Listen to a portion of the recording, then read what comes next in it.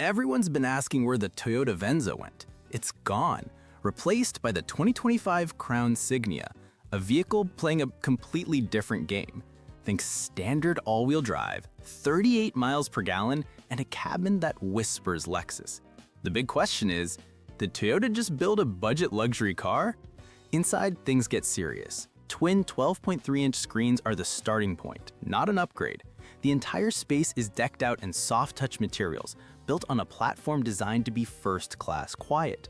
It's not just for show either. The 243-horsepower hybrid system pairs with an all-wheel drive that can push 80% of its power to the rear wheels for real traction.